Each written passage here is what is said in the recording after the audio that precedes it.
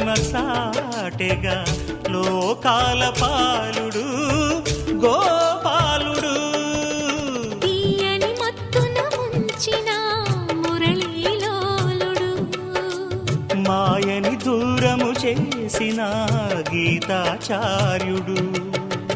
కనుకనే అతని కథ తరములు నిలిచె కదా, తలచిన వారియదా తరగని మధుర సుధా.